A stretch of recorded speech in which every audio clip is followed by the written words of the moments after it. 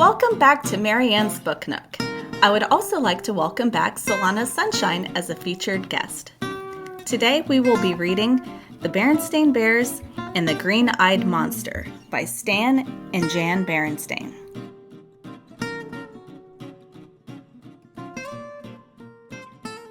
It was a happy time in the big tree house down a sunny dirt road in Bear Country. A happy birthday time. It was Brother Bear's birthday, and he was getting some very fine presents. Brother wasn't exactly having a party, but Cousin Fred, Lizzie Bruin, and Babs Bruno were there, and Gramps of Gran, of course. "Wow," said Brother when he opened his present from Gramps. It was an aluminum bat. "Thanks, Gramps. I'll hit 20 home runs with this." Gran's present was a great-looking warm-up jacket. Brother tried it on and looked in the mirror. "Thank you, Gran. It's really neat," he said. His other presents were a fielder's glove from Cousin Fred, a sports video from Lizzie Bruin, and a mystery book from Babs Bruno. Sister's very thoughtful gift was a package of balsa wood, the special wood Brother used for making model airplanes. Thank you all," he said. "You're welcome and happy birthday," said the gift givers. Sister's gift was thoughtful, but she was being thoughtful in another way too. It isn't always easy when your brother gets lots of presents and you don't. Sister understood that she had gotten presents when it was her birthday and would again.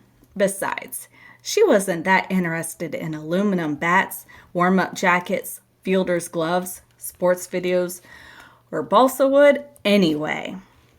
But all that changed when Mama and Papa Bear gave Brother their present. It was the biggest, most beautiful racing bike Sister had ever seen. It had a handbrake, 3 speeds, and super sport wheels.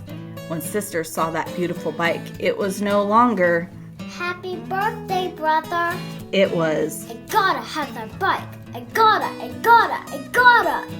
Mama saw that I gotta have it look in Sister's eyes.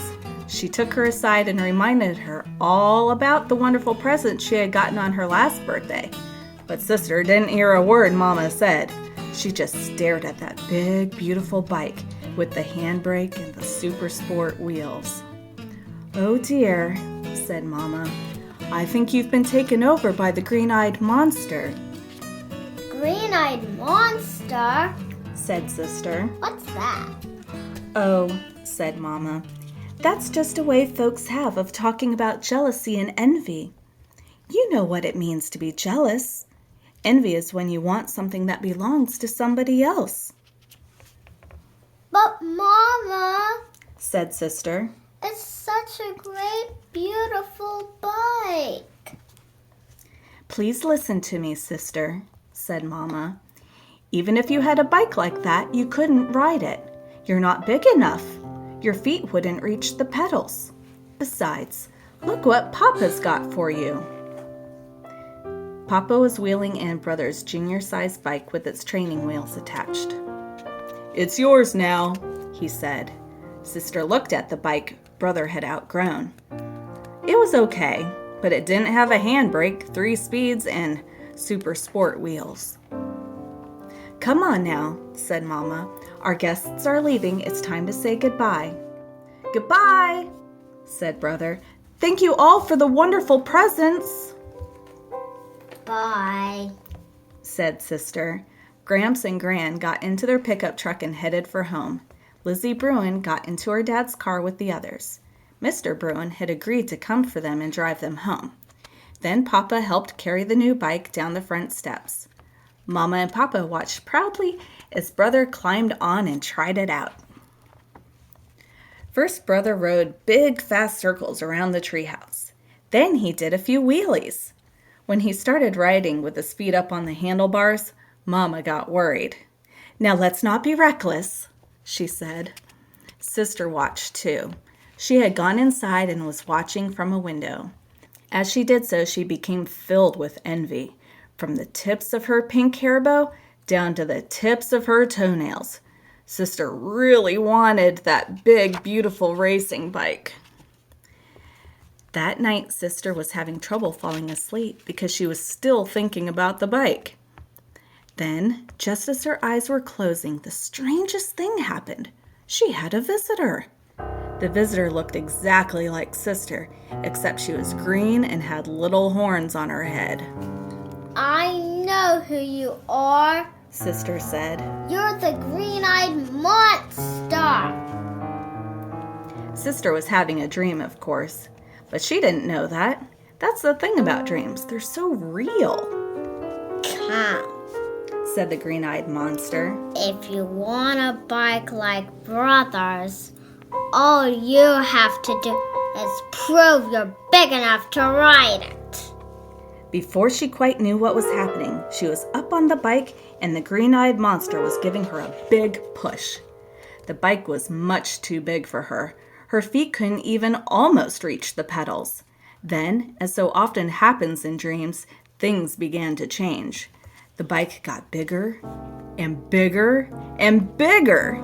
Now Sister was speeding down a hill. At the bottom was a great rock. She smashed into it and there was a huge crash. Brother's beautiful new birthday bike flew into 1,000 pieces.